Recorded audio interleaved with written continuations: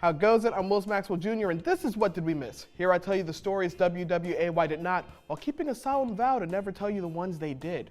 Once again, I have asked you to tell me your favorite stories of the year, and I feel as if this is an appropriate amount of ado, so here they are, your top 3 stories of 2020. Researchers put 3D glasses on cuttlefish and were surprised to learn that these invertebrates actually have depth perception. They showed the cuttlefish 3D film of shrimp up close, and they struck their tentacles up close. They showed them shrimp far away, and they struck their tentacles further out. They showed them Avatar, and the cuttlefish were like, it's the same story as Pocahontas. They glued Velcro to the fish's head and then Velcroed the glasses on. Fun fact, that's also how my glasses stay on. My ears are too small to have vision this bad. The glasses come off the fish when the water deteriorates the glue.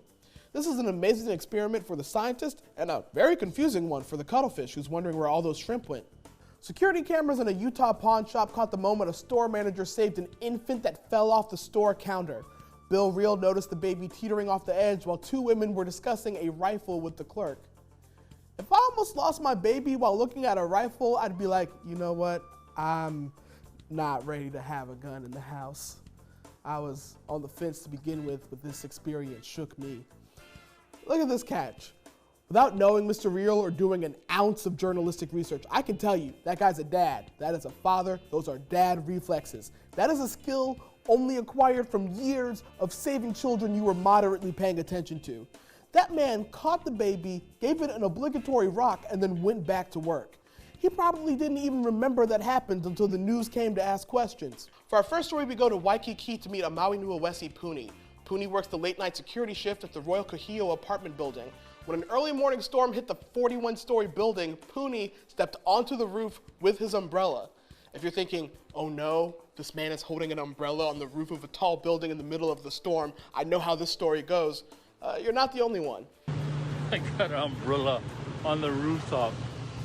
I'll probably get struck by lightning. Okay, here's what you're about to see. It's first-person perspective of a man being totally right, just nailing it with his prediction.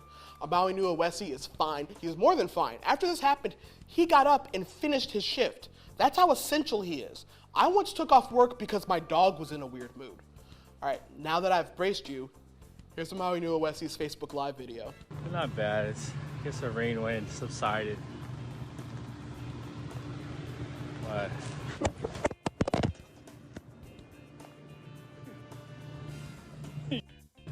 I think I got struck by lightning. I told you he was fine. He hopped back up and laughed. Puni sent me a meme that referred to him as Samoan Flash. Bump that. Brother, you're Thor. That was probably the dumbest thing to do.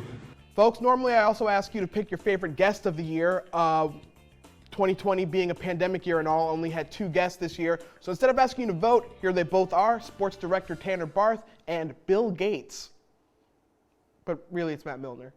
Charlie Warner not content to just be in the dance. He wants to send this tango into encore. But Mason Degenkolb says Taylor U's dance card is full. Taylor University with the dynamic win.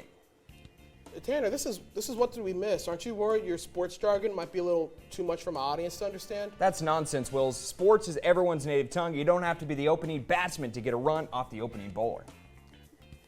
Who are you telling?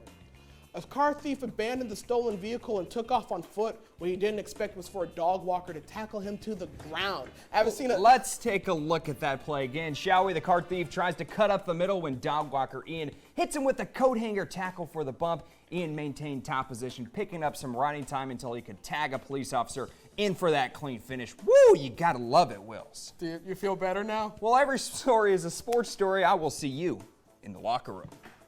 We don't have a locker room. Please stop changing in the break room.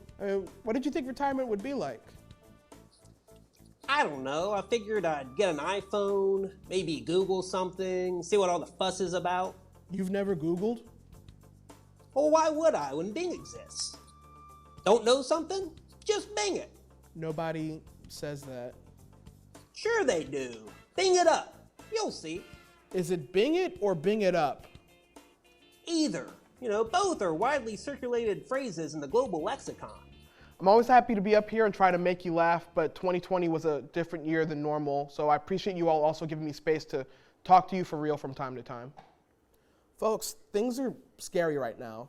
I feel like I'd only be doing half of my job if I didn't acknowledge it. It's a drastic level a lot of us have never seen before. I mean, we send our studio audience home. You didn't even know we usually had one, but we do. They just never laugh. While a lot of us are stuck in our homes, it can be really easy to feel alone. For a lot of us, it's easy to feel alone on a normal basis. So I just want to urge all of you to practice social distancing with a heavy emphasis on the social part. There are people you care about who feel just as concerned or alone as you. Text them, call them, poke them if that's still a thing. Let people know you're thinking about them and you hope they're safe. I can make almost zero promises about the next several weeks, but I can promise you this. You are not alone. No matter how you feel, I promise you're not alone. I'm Wills Maxwell Jr., and I'll see you next week. Lately, I've been hearing people debate if and when they should talk to their kids about racism. I want to weigh in because I'm a person who talks on TV, which must mean I know things. I just want to point out that deciding whether or not to discuss racism with your children is not a luxury parents of color have. Whatever innocence you're trying to preserve in shielding your kids from the presence and prevalence of racism is not one that black children ever get to experience. In fact, when black babies are born, the doctor doesn't even slap them to make them cry. He just catches them up on American history. Like, all right, where do I start? Well, 400 years ago, wealthy colonists decided that they didn't want to do farm work anymore.